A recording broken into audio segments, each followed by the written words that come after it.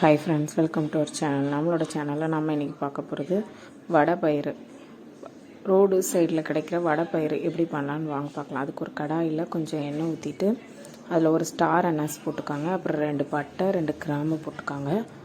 நல்லா அதை வதக்கிட்டு ஒரு பெரிய வெங்காயம், பெரிய சைஸ் வெங்காயம், ஒரு பெரிய வெங்காயம், 2 தக்காளி இதையும் போட்டுக்கோங்க. நல்லா போட்டு நல்லா அதை வதக்கணும். அதுக்கு முன்னாடி 1 ஸ்பூன் ஜீரகம், 1 ஸ்பூன் சோம்பு போட்டுக்கோங்க. எல்லாத்தையும் மொத்தமாக வதக்கிட்டு, ரொம்ப நல்லா வதக்கணும்லாம் அவசியம் இல்லை, நல்லா வதக்கினா போதும்.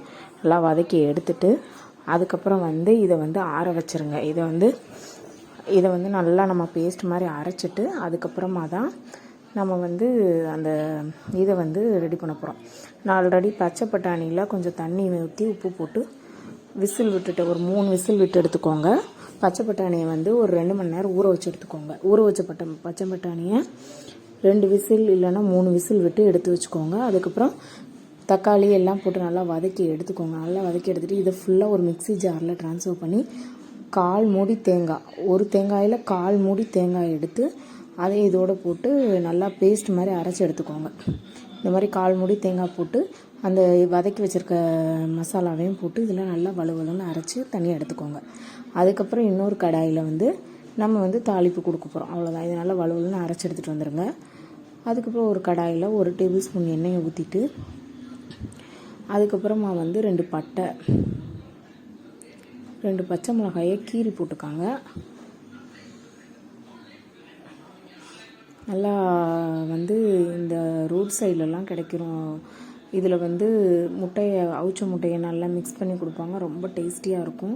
பிள்ளைங்கள்லாம் ரொம்ப விரும்பி சாப்பிடுவாங்க. இந்த மாதிரி ஸ்நாக்ஸ்லாம் நீங்கள் வீட்டில் பண்ணி கொடுக்கும்போது அவங்களுக்கும் இன்ட்ரெஸ்டிங்காக இருக்கும். ஸ்கூல் விட்டு வரும்போது பண்ணி கொடுக்கலாம், இல்லைனா இஃப்தார் டைமில் கொடுக்கலாம். இந்த மாதிரி ஈவினிங் ஸ்நாக்ஸாக கொடுக்கலாம், நல்லாயிருக்கும். கடையில் வாங்கி சாப்பிட்றத விட நம்ம வீட்டில் ஹெல்த்தியாக பண்ணலாம்.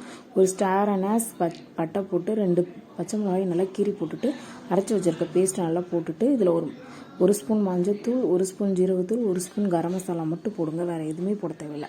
இதை நல்லா கிளறி விட்டுட்டு இதில் கொஞ்சமாக கடலை மாவு நம்ம லாஸ்ட்டில் சேர்க்கணும். எடுத்து வச்சுருக்க வேக வச்சுருக்க பச்சை பட்டாணி எல்லாத்தையும் இதில் போட்டு மிக்ஸ் பண்ணி எடுத்துக்கோங்க.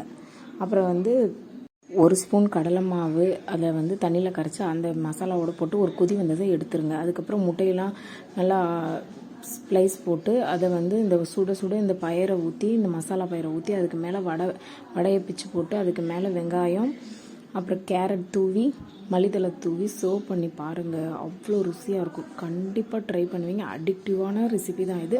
பிள்ளைங்களுக்கு ரொம்ப ரொம்ப ஹெல்த்தியான ரெசிபி. வடை எப்படி பண்ணுறதுன்னு நான் ஒரு வீடியோவில் அப்லோட் பண்ணியிருக்கேன் ஏற்கனவே. அந்த வீடியோ போய் பார்த்து செக் பண்ணிக்கோங்க.